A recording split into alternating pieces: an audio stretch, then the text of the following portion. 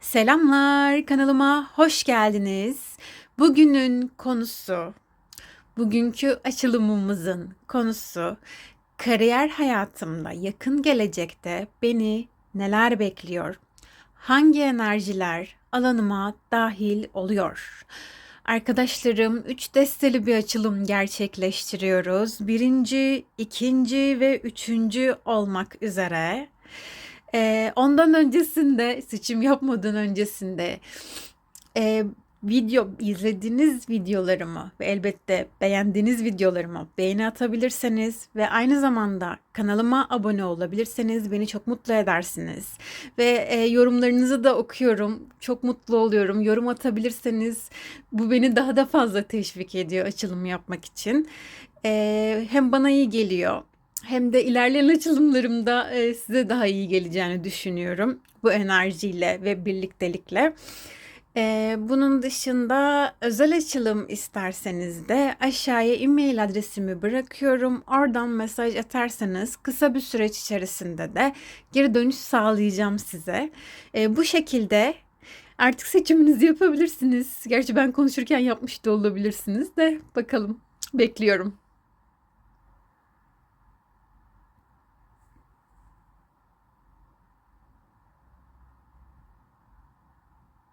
Genellikle ilk hissettiğiniz doğrudur ama belli de olmaz. Yani uyum sağlayamazsanız diğer desteleri de tabii ki dinleyebilirsiniz. Ben birinci desteğiyle başlıyorum. Görüşmek üzere.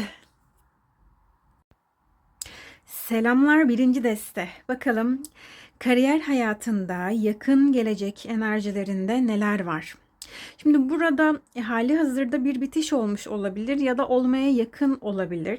Böyle bir durum gözüküyor. Bulunduğunuz yerde bir haksızlığa, bir mobbinge uğramış olabilirsiniz. Yani emeğinizin karşılığını alamamış olabilirsiniz. Hak ettiğinizden daha azına bir süre razı gelmiş olabilirsiniz. Bir rahatsızlık var. Bulunduğunuz, çalıştığınız yerdeki insanlar olabilir. İnsanlarla anlaşamamış olabilirsiniz. Bir rekabet olabilir mesela. Yani gittiğiniz yerde mutlu olamamışsınız. Sonuçta bizim çalıştığımız alan çok uzun bir süre boyunca bir gün içinde çok uzun saatlerimizi geçirdiğimiz bir alan. Yani günümüzün, haftamızın, yılımızın çok büyük bir bölümü çalıştığımız ortamda geçiyor ve tabii ki de huzurlu olmak isteriz. Yani güvendiğimiz ve haklarımızın korunduğu bir ortamda çalışabiliyor olmak isteriz ve hani bunu bulamamak gerçekten kötü ama insan zaten hayatının belirli evrelerinde mutlaka böyle bu tarz şeylerle karşılaşıyor arkadaşlarım. Burada dediğim gibi hani bir bitiş olmuş. Direkt kılıç onlusu kartıyla birlikte. Burada zaten 3 tane onlu var. 3 tane tamamlanma var. Onları da gelecek sırada. Şimdi şunları açıklamak istiyorum özellikle. Hani burada artık hani ben yapamıyorum dediğiniz ve son raddeye geldiğiniz bir şey yaşamışsınız. Ne olduğunu siz kendiniz daha iyi bilirsiniz. Bir kavga mı oldu, işte maaşınızı mı alamadınız, artık hani ne bileyim kirada oturuyordunuz, kirayı mı ödeyemediniz, bir zorluğa düşüp artık hani son raddeye geldiğiniz ve artık daha kötüsünün olamayacağı bir yere geldiğiniz bir yer, ortamdasınız. Hani bundan sonrası da bitti. Ya da belki de kovuldunuz. Onu da bilmiyorum bu arada. Öyle bir şey de olabilir bu arada. Onu da söyleyeyim yani. Olabilir. Hani bu durumda bir haksızlık var. Bu arada herkes için geçerli olmayabilir ama ayrıldığınız yerden hak ettiğinizi de alamamış. Zaten alamıyorsunuz da demin de söylediğim gibi maaş olarak hak ettiğiniz para size verilmemiş. Hak edişiniz size verilmemiş olabilir. Böyle bir süreçte gerçekleşmiş olabilir. Hani ondan da özellikle bahsetmek istiyorum. Yani bu süreçten sonrasında biz ne yapacağız? Şimdi bir anda bir bitiş oldu. Büyük bir belirsizlik içerisinde olduğunuz bir süreç. Tam olarak önünüzü göremiyorsunuz. Nereye gideceğinizi bilmiyorsunuz ama aslında içsel olarak da farkındasınız. Yani iç sesinizi dinlediğinizde aslında bu durumun bu şekilde olması gerektiğinin ve sizi aslında daha yüksek bir yere taşıyacağının da farkındasınız. Farkında değilseniz de yakın zamanda farkına varmaya başlayacaksınız. Burada korkular devreye giriyor. Hani çünkü bir belirsiz bir yola girdiniz artık. Ne yapabilirsiniz? Şimdi bu durumda arkadaşlarım önce bir bakış açısını değiştirmek gerekiyor. Şimdi burada biz kendi ilahi yolumuzdayız. Ona güveneceğiz bir kere. Olmamız gereken yerde, ait olduğumuz yerde olacağımıza güveneceğiz. Çünkü ilahi sistem kanalıyla da çok büyük bir destek alıyoruz. Burada bir destek var. İlahi sistemden size mesaj geldiğine dair bir işaretçi bu kart. Onu söyleyeyim size. Kaynaktan size mesajlar geliyor. Yani bir şekilde etrafınızdaki insanlarla, yaptığınız konuşmalarla, girdiğiniz çevrelerle olmanız gereken yere doğru yönlendiriliyorsunuz aslında. İç sesimize güvenmek ve aynı zamanda zamanlamaya güvenmek burada çok önemli. Hani olmadı, şimdi bitti, şimdi ne yapacağım tedirginliği olmuş olabilir. Ama biz kendi zamanımıza güveneceğiz. Herkesin ayrı bir zamanı var. Bizimki de geliyor. Hani burada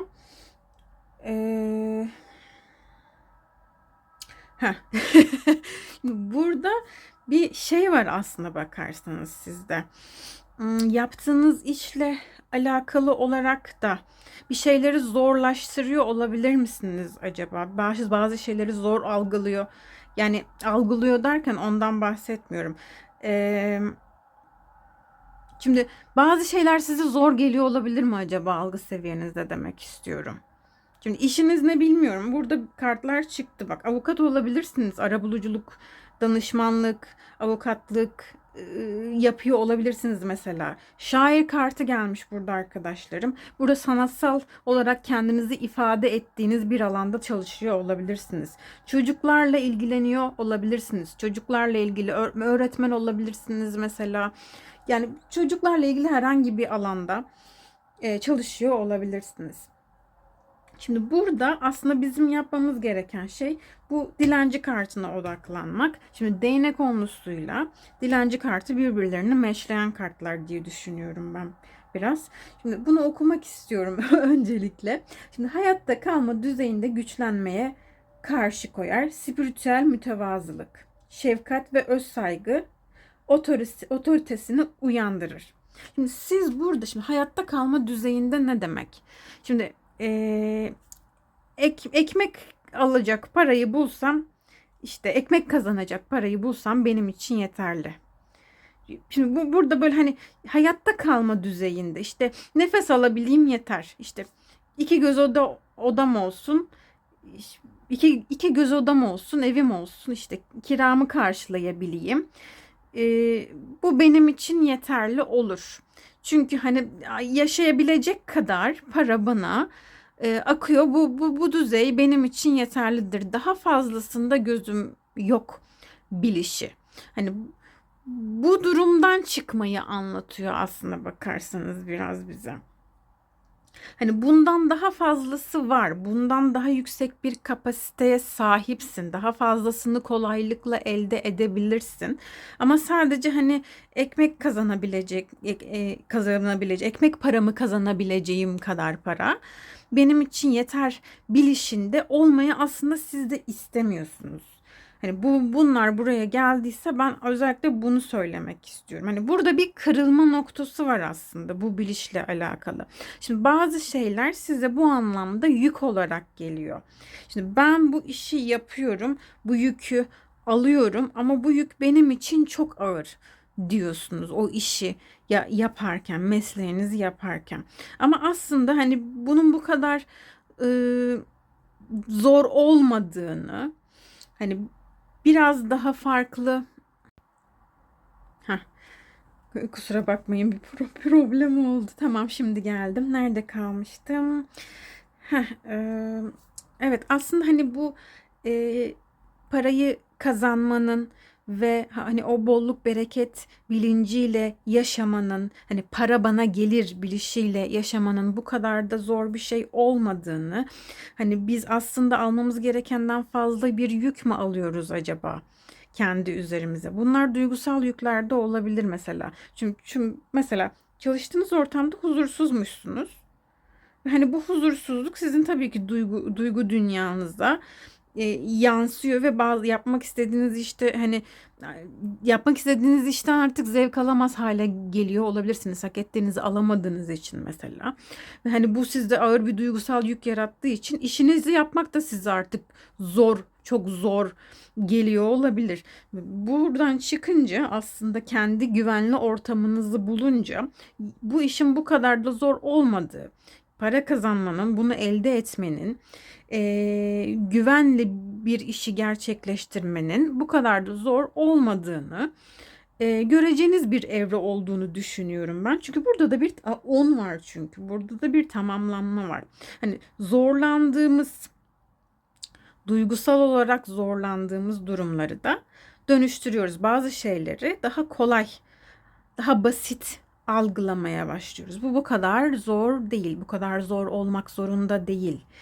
Sadece hayatta kalma seviyesinde, yer seviyesinde yaşamama gerek yok. Daha yüksek bir potansiyelde varlığımı deneyimleyebilirim. Paramı kazanabilirim. Bu işi yaparken hayatımı, işte vaktimi daha huzurlu bir şekilde geçirebilirim bilişi var burada arkadaşlarım. Böyle bir aşamada zaten ilahi sistem olarak destekleniyorsunuz. Hani burada bir korkular var. Evet, çok normal, çok normal. Ama bu süreç sizi aslında hani yeni bir başlangıca getiriyor. Bu başlangıcı yapabilmeniz için de bu süreçleri yaşamanız gerekiyormuş. Çünkü hani burada bir manipülasyon var. Bu sizin aslında sadece karşı tarafla ilgili de olabilir. Bu sizin kendi kendinize yaptığınız bir manipülasyon da olabilir. Mesela buradan da çıkartıyor sizi. Yani ilahi sistem kanallığıyla şimdi ruhsal olarak denge altına da alınıyorsunuz bu süreçte. Bir dengelenme süreci var çünkü. Çünkü bir dönem artık bitmiş, yeni bir süreç başlayacak sizin için.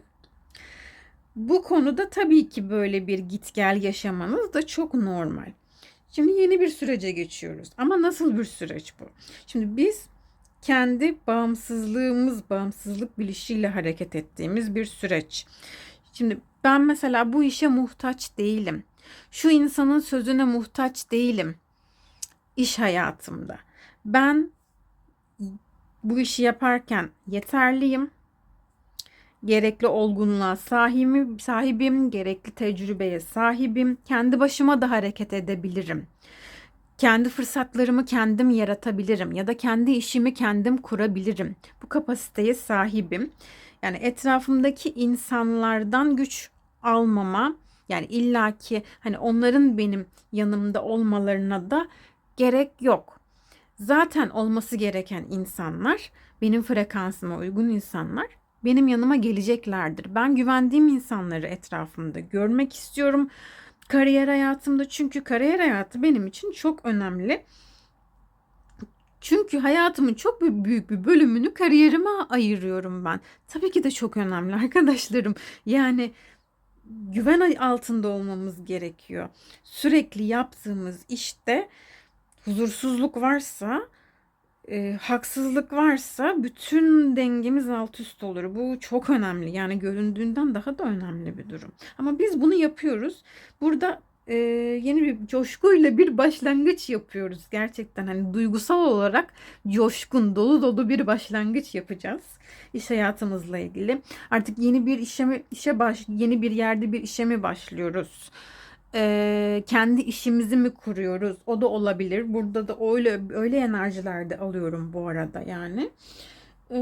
Gayet güzel bir süreç bizi bekliyor çünkü. Burada hani gerçekten duygusal doyum ve tatminin olduğu bir iş alanı, bir kariyer alanı görüyorum burada. Bak, burada bir tamamlanma var. Bu da üçüncü tamamlanmamız. Kupa onlusu.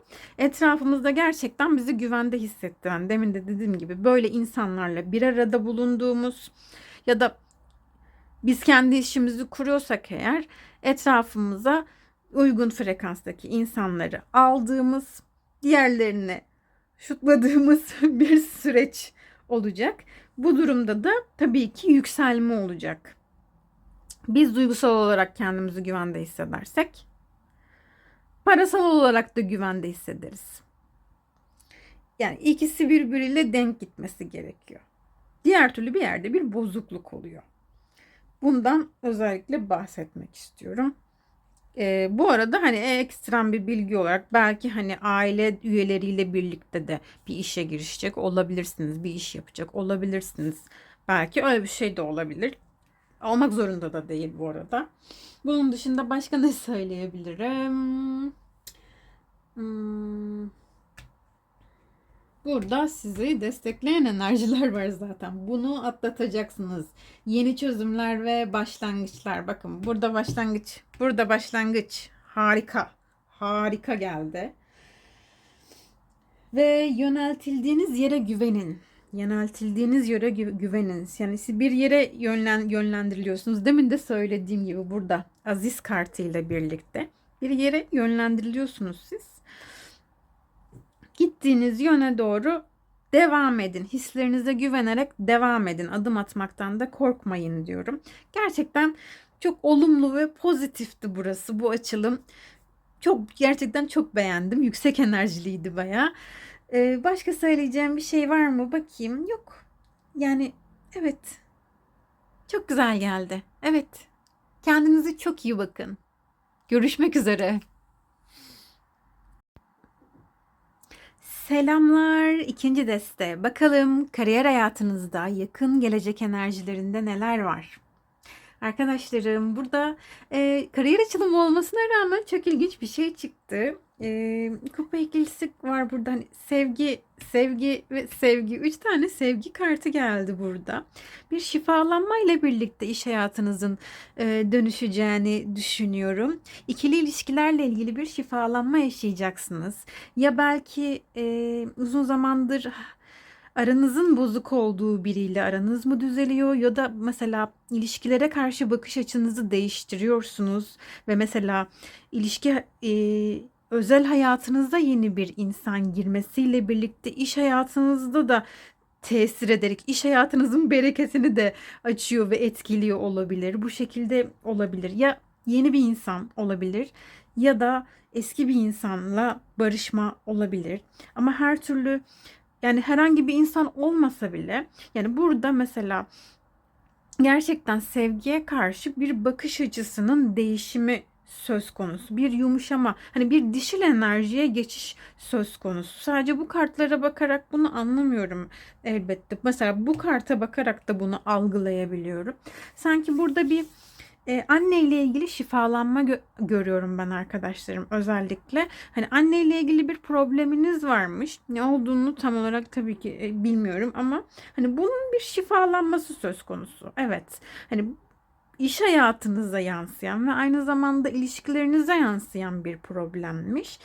Ve annemiz bize hani dişil enerjiyi, o alıcı enerjiyi ilk öğreten insan olduğu için genellikle, ya da anneniz değilse bir anne figürünüz varsa başka bir insan, onu da bilmiyorum. Çünkü bu kolektif bir açılım olduğu için her ihtimali düşünmeye çalışıyorum o yüzden.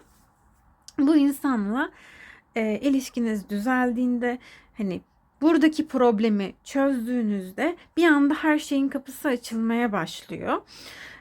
Ve bu yaratıcılık potansiyeli zaten sizde var ve bu daha üst bir seviyeye çıkmaya başlıyor arkadaşlarım. Çok güzel geldi. Gerçekten çok güzel geldi. Ama ben burada gerçekten de hani bir ilişkiyle birlikte sizin hani böyle iş hayatınız, belki hani ilişkide olduğunuz insan size bir iş fırsatı verecekti. Ya mesela ilişkide olduğunuz insan belki sizi tavsiye edecektir. İşte böyle böyle şu işte çok iyidir. Yap işte, gelsin işte sizle çalışsın gibi, böyle bir hani şey yapacaktır belki. Hani ufak bir torpil gibi bir şey olabilir, belki bir tavsiye gibi, bu nitelikte bir şey de olabilir. Bunun dışında sezgilerinizin gerçekten çok kuvvetlendiği bir sürece girdiğinizi görüyorum. Hani gerçekten nerede, ne zaman, ne olması gerektiğini önceden aslında hissedeceksiniz. Size bu hani böyle rüyalar aracılığıyla ya da yüksek benliğiniz aracılığıyla, iç sesiniz aracılığıyla yani bildirilecek olabilir. Yani Ne zaman ne olacağını böyle bir anda hissetmeye başlayacaksınız ve hani mesela bu korku enerjisi varsa bile onu bu içsel bilişle dönüştüreceksiniz. Gayet güzel bir şekilde bu süreci yönetiyorsunuz. Ben burada aslında e, iki alana kaymış olabileceğinizi düşünüyorum. Yani iki alanla birden ilgileniyor olabileceğinizi düşünüyorum. Mesela sanatsal olan mesleklere daha yatkın olabileceğinizi düşünüyorum.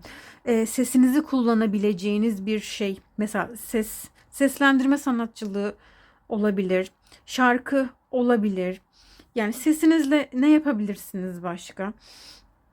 Sesinizi kullandığınız ve bu şekilde mesleğinizi icra ettiniz. Mesela meditasyonla alakalı meditasyon okuyuculuğu gibi bir şey. Yani bir sürü şey olabilir, bir sürü şey olabilir. Bu şekilde bir mesleğiniz olabilir. Yani ek olarak bunu yapıyor olabilirsiniz. Esas mesleğiniz bu olmasa da. Mesela algılarınızın çok açık olduğunu görüyorum ve burada mesela şifacılıkla alakalı olarak bir meslek mi diyeyim? Bunu mesleğe dönüştürmüş de olabilirsiniz. Gerçekten içinizden geldiği için de bu şekilde davranıyor ve yapıyor olabilirsiniz. Şimdi rahip bilinci var burada ve Azize kartı geldi. O yüzden hani burada spiritüel meselelere de çok yatkın olduğunuz için bu tarz bir işle de uğraşıyor olabilirsiniz diye düşünüyorum aynı zamanda. Çünkü hem bakın şeytan kovucu var, hem Azize var, hem rahip var. Hmm, belki de öncesinde çok zor süreçlerden geçmişsinizdir kendi özel hayatınızda. Ee, Zorbalığa maruz kalmış olabilirsiniz mesela. Ya da mesela e, bu şekilde zorbaca davranmanın normal olarak algılandığı bir yerde uzun bir süre bulunmuş olabilirsiniz. Bulunmak zorunda kalmış olabilirsiniz ve bunu bir savunma mekanizması olarak siz de kullanıyor olabilirsiniz geçmişte. Ama ben bütün bunların artık çözülme sürecinde olduğunu görüyorum. Şimdi zorba derken ne demek? Baskın çıkmaya çalışmak demek arkadaşlarım. Hani biri bir şey mi söyledi? Tamam. Ama hani ben burada nasıl bir savunma mekanizması geliştirebilirim? Bir anda üste çıkmaya çalışmak ve karşı tarafa mesela e, dinlemeden bastırmaya çalışmak olabilir. Siz böylesiniz demiyorum ama böyle bir yanınızda olabilir belki diyorum. Ya da belki bir ihtimalle karşı taraftan böyle bir şey gördünüz. Ya da ikisi de olabilir. Hem böyle bir şeyle karşılaşmış hem de siz böyle bir savunma mekanizması e, tercih etmiş olabilirsiniz demek istiyorum. Burada anneyle alakalı olan mesele çözümlendiğinde bu durumda yani bunu bir savunma mekanizması olarak kullanmaktan çıkıyorsunuz. Çünkü direkt böyle bir dişil enerjinin yükselmesi var burada. Şimdi beni dinleyenler erkek de olabilir, kadın da olabilir. Fark etmez. Dişil enerji hepimizde var ve gayet de güzel, hoş bir enerjidir. Sağlıklı bir şekilde aktığında o enerji. O yüzden bu şekilde söylemek istiyorum. Dediğim gibi hani burada gerçekten büyük bir şifalanma görüyorum. Hem anneyle ilgili olarak hem eşle, yani eş olarak belirli bir kişi de olmayabilir bu arada. Eş potansiyeli olan bir insana karşı davranış şekli ve algılayış şekli de olabilir. Büyük bir şifalanma ile birlikte iş hayatı da yoluna girecek diye düşünüyorum ben. Hani burada bir hani şey var. Hani ben bunu yaşadım ama hani alanımı savunmaya devam ediyorum. İşte yıkılmadım, işte devam ediyorum bilişi var. Ve hani bu süreç içerisinde yaşadığınız hayat deneyimlerini, gördüğünüz o zorlu deneyimleri insanlara mesela aktaracak olabilirsiniz. İnsanlara bunları aktararak kendilerini nasıl koruyabileceklerini, alanlarını nasıl savunabileceklerini, nasıl sağlıklı savunma mekanizmaları geliştirebileceklerini, nasıl sağlıklı ego geliştirebileceklerini öğretecek olabilirsiniz mesela bu yüksek bilişle birlikte. Çünkü siz zaten kendinizi şifalandırıyorsunuz. Sonra insanlara kendilerini nasıl şifalandırabileceklerini öğretecek kişi olabilirsiniz. Çünkü spiritüel anlamda çok güçlü etkili kartlar geldiği için özellikle bunu söylemem gerekti. Hani nerede mesela hangi insan benim enerji alanıma uygun? Hangi insan bana zarar verme potansiyeline sahip? Hangi insanları etrafımda bulundurmalıyım? Hangi insanları bulundurmamalıyım? Yani bunları insanlara öğretecek bir misyonunuz da olabilir diye düşünüyorum. Şeytan kovucu kartıyla özellikle. Bu süreç içerisinde bu arada mesela bir şey öğrenme sürecinde de olabilirsiniz bu arada. Hani bir iş halihazırda yapıyorsunuzdur ama onu geliştirme sürecinde olabilirsiniz diye de düşünüyorum aynı zamanda. Hani bunu hem gerçekten emek vererek hem de duygusal olarak hani kendinizi duygusal olarak yaptığınız işte kendinizi tatmin edebiliyorsunuz. Tatmin duyuyorsunuz bu işten. Yani mutlu oluyorsunuz. Bu yüzden bu çok önemli. Gerçekten çok önemli ve hani bu süreç içerisinde bununla ilgili de sağlam bir adım atacaksınız yapmak istediğiniz işle alakalı olarak. Hali hazırda bir işiniz devam ediyorsa da bu işin içerisinde hani illaki yeni bir iş başlangıcı değil olmasına da gerek yok ki öyle de olabilir bu arada. İşin içerisinde de yeni bir atılım yapıyor olabilirsiniz bu arada. Hem kendinizi geliştirebileceğiniz yeni eğitimler de alabilirsiniz. Onu da söylemek istiyorum. Hem de işin içinde yeni bir adım atarak bu işi geliştirebilirsiniz demek istiyorum.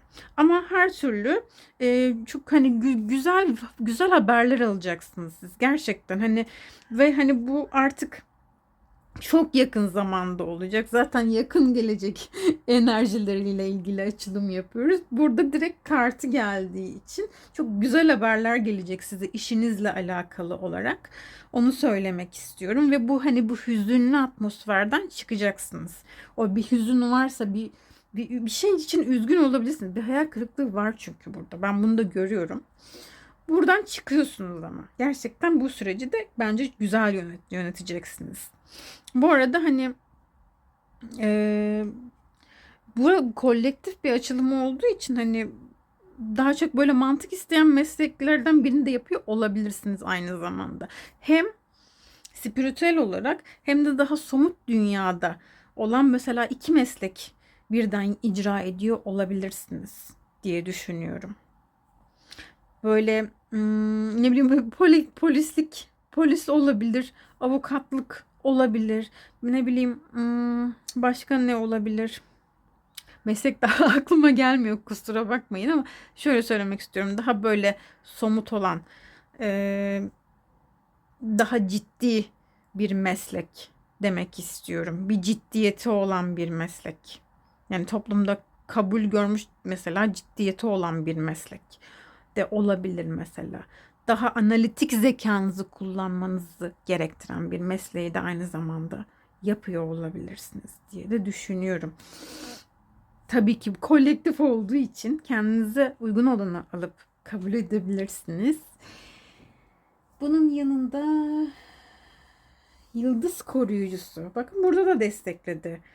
Bu spiritüel anlamdaki enerjinizin yüksekliğini sizin bir spiritüel bir hayat göreviniz olduğunu da düşünüyorum açıkçası. Şeytan kovucu, yıldız koruyucu. Yani bunlar şey değil yani boş yere değil gerçekten. Hani görevli bir ruh olabilirsiniz yüksek bilişe sahip. Bunun dışında başka söyleyebileceğim bir şey yok. Gayet güzeldi. Bu şekildeydi açılımınız. Beni dinlediğiniz için teşekkür ederim. Kendinize çok iyi bakın. Selamlar 3. deste. Şimdi yakın gelecek enerjilerinde kariyer ve iş hayatımda neler var? Öncelikli olarak İmparator ve İmparatoriçe kartları aynı açılım içerisinde denk geldi. Bu çok güzel bir denk gelme. Ya siz bu enerjileri kendi bünyenizde taşıyorsunuz. Hem bolluk bereket enerjisini dişil enerjiyle yayabilen ve o bolluk bereket enerjisini kendisine çekebilecek çok yüksek bir kapasiteye ve potansiyele sahip ve kendi potansiyelinin de farkında olan bir insan olmakla birlikte e, kendi alanında otorite ve güç sahibi olan, kendi iş alanında, iş hayatında otorite ve güç sahibi olan, kendi sözünü dinlettiren, sözü geçen bir insan olarak tek bir bireyi de anlatıyor olabilir burası. Ya da iki kişi birlikte bir şirket açmış, bir ortaklık yapıyor da olabilirsiniz. Böyle bir enerjiyi de veriyor. Hatta bu insanla partner de olabilirsiniz. Olmanıza da gerek yok ama iki eş olarak, eşler olarak birlikte bir iş yürütüyor da olabilirsiniz. Dediğim gibi olmak zorunda değil mi? Mesela arkadaşınız da olabilir bu insan. Bu insan siz tek kişi olarak da hem imparator hem imparatoriçe enerjilerini tek bir bünyede barındırıyor da olabilirsiniz. Bu arada yani bu aşıklar karşı da buna delalet ediyor diyor olabilir ama bu arada. Ya da bir ihtimal, çünkü varyasyonları değerlendirmek istiyorum. Bu kolektif bir açılım olduğu için ister istemez çeşitli çeşitli senaryolar çıkıyor karşıma. Ee, Ya da bir önceki açılımda da vardı, burada da çıktı. Yani aşk hayatınızda belirli şeylerin yoluna girmesiyle birlikte iş hayatınızda da yolunuz zaten açıkmış bu arada. Çok yüksek bir potansiyel zaten var burada. Daha üst bir seviyeye çıkabileceğinizi de söyleyebiliriz. Aşk hayatı, ilişki, özel hayatın düzelmesiyle iş hayatının da açılması söz konusu olabilir. Hangisine uyum sağlıyorsunuz? Yani aşıklar işinize olan aşkı da anlatıyor olabilir. Çünkü aşıklar sadece ilişkiyle alakalı bir kartta değildir. Yani işinizi severek, kalpten, gönülden bağlı olarak yapıyor olabilirsiniz. Bu sevgi buraya akmış, yansımış olabilir tabii ki. Bu da çok güzel bir olur yani bu şekilde de yorumlanabilir. Onun dışında ne söyleyebilirim? Şimdi burada ben işle alakalı yakın gelecek enerjilerinde kule kartı görüyorum. Bu hali hazırda olmuş ve etkisi devam eden bir enerji olabilir. Olacak bir şey olabilir. Bir bitiş, yani bir kriz, bir işle alakalı büyük bir problem çıkmış olabilir. Büyük bir para kaybı olabilir. İşte ortağınızla ilgili ortak ayrılması olabilir. Mesela ortağınız siz bırakmıştır. Bir işiniz yolunda gitmemiştir. Bilmiyorum, bir borç vardır mesela. Bir yerden bir şey çıkmıştır. Yani bir hırsızlık olmuştur. Bilmiyorum, bir şey var burada. Onu siz enerji olarak daha iyi bilirsiniz. Hatta burada mahkeme kartı da var. Yani bu bir anda böyle sizi hani dumura uğratan bir şey ama hiç beklemediğiniz bir anda. Çünkü siz zaten otoritenizi, gücünüzü, her şeyinizi, düzeninizi kurmuş bir insansınız bu işle alakalı olarak da. Hani bir anda böyle bir şeyin patlak vermesi sizi de böyle bir anda şaşkınlığa uğratıyor. O tarz bir şeyden bahsediyorum. Zaten bu sizin açılımınızsa onun enerjisini hissedersiniz. Hani bu benim olabilir gibisine. Bununla ilgili bir mahkeme sürecinin sonuçlanması söz konusu olabilir. Sizin lehinizde sonuçlanacak bir mahkeme kararı olabilir. Bununla birlikte illaki de mahkeme olmak zorunda değil ama bunun etkisinin ortadan kalkacağını ve bu sürecin artık bitirilip toparlanabileceği bir e, alana doğru yol alıyorsunuz yakın zamanda diyebilirim. Hani bu durumu ben hani toparlıyorum. Biz toparlıyoruz dediğiniz bir durum. Bir dengeye gelme var çünkü burada. Bu anlamda da büyük arkana çok fazla gelmiş burada. Hani destek alıyorsunuz. Bu yani iletişim yeteneğinizi kullanarak bir iş gerçekleştiriyor olabilirsiniz. Yakın gelecekte de işinizle alakalı çok olumlu ve güzel bağlantılar kuracağınızı görüyorum. İşiniz ile ilgili bahsetmek gerekirse eee, daha çok eee, daha çok analitik zekanızı kullanarak yaptığınız bir iş olabilir. Daha mantık çerçevesinde planlı programlı hareket ederek yaptığınız bir iş olabileceğini düşünüyorum. Ve aynı zamanda bu işi sanki bu işin üstadı sizsiniz gibi, yani bu anlamda kendinizi geliştirmişsiniz, pişmişsiniz, belirli bir evreye gelmişsiniz gibi. Çünkü bakın çok ilginç bir şey ki hani hem ermiş kartı burada çıkmış hem de burada denk geldi. O yüzden üstüne basa basa böyle altını böyle kalın kırmızı kalemle çize çize söylemiş. Ben de söylemek istiyorum o yüzden. Hani siz işinizin üstadısınız. Hani bu anlamda kendinizi geliştirmiş, hatta isim yapmış bile olabilirsiniz ve hani genellikle bu işi yaparken tek başınıza çalıştığınızı görüyorum ben. Hani böyle bir grup çalışması olarak değil de yaptığınız işi tek başınıza yürütüyorsunuz. Araştırmasını tek başınıza yapıyorsunuz. Yaratımını tek başınıza yapıyorsunuz. Böyle bir iş görüyorum ben. Bu işle alakalı olarak hani mühendislik, dedektif bir şey araştırmaya yönelik dediğim gibi olabilir. Bir araştırma sonucunda bir proje yaratıyor olabilirsiniz ama yaratıcısı sizsiniz. Bir mühendislik var burada. Gerçekten mühendis de olabilirsiniz bu arada. Onu da söyleyeyim. Dedektiflik yani bir araştırmaya dayalı bir mesleği icra ediyor da olabilirsiniz. İkisinin karışımı bir şeyler de olabilir. Bir meslek olarak artık hani onu siz kendiniz zaten bilirsiniz. Bunun dışında dediğim gibi yeni iş bağlantıları kuracağınızı görüyorum. Çok olumlu ve yüksek bir başlangıç enerjisi görüyorum bu anlamda. Ve aynı zamanda yardım işinizle alakalı mesela bu kriz sürecinin toparlanması ile ilgili olarak yardım alacağınızı, çok güzel destekler göreceğinizi düşünüyorum. Aynı zamanda bu destek tanıdığınız insanlarda da gelecek olabilir. Yani bu güvendiğiniz, tanıdığınız, uzun zamandır tanıdığınız insanlardan bir şefkat, bir destek görecek olabilirsiniz. Yanınızda olacaklardır. İşle de ilgili destek olabilir bu.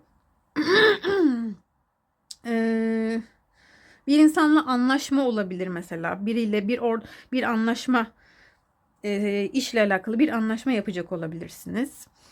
Yeni olarak. Başka bunun dışında ne söyleyebilirim? Burada hani bir şey var. Böyle işle alakalı olarak bir üst seviyeye çıkmak var aslında bakarsanız. Hatta bununla ilgili belki yeni bir eğitim bile alıyor olabilirsiniz.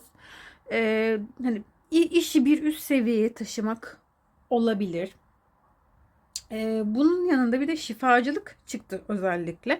Ben sizin hani aynı zamanda şifacılık yanınız olduğunu da görüyorum. Ama hani bu direkt hani siz direkt şifacıysanız sadece tamam, bu şekilde dalıp kabul edebilirsiniz açılımı. Ama özellikle çift misyon kartı gelmiş burada. Hani iki işi aynı anda yapıyor olabilirsiniz. İki hayat göreviniz olabilir.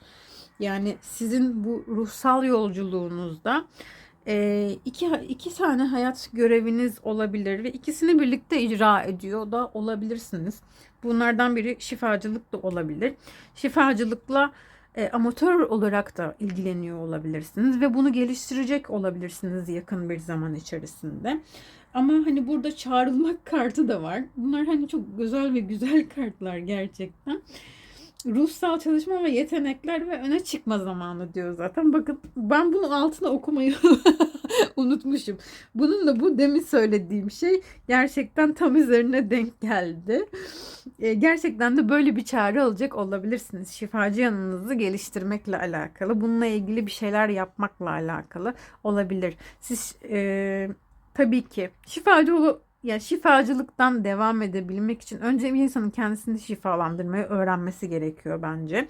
Bu biraz daha uzun bir yolculuk oluyor ama kendini biraz daha ilerlettikçe ne kadar zevkli olduğunu fark etmeye başlıyorsun. Çünkü mesela önce kendin o acıyla baş edip yüzleşip kendini oradan çıkartmayı öğreniyorsun ve daha sonrasında başka insanlara kendi hayat yolculuğunla ilgili kendi hayat yolculuğundan ilham alarak başka insanlara da ilham olabiliyorsun.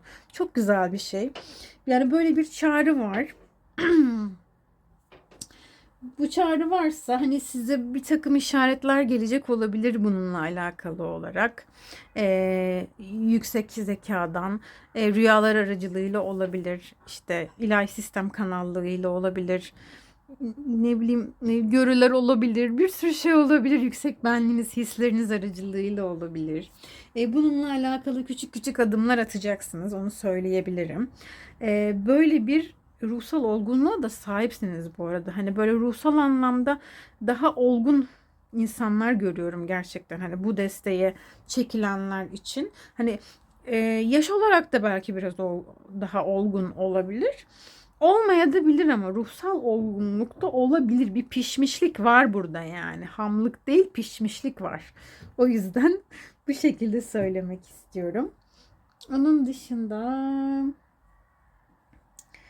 dediğim gibi evet.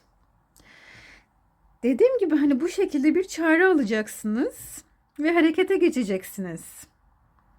Başka söyleyeceğim bir şey yok sanırım.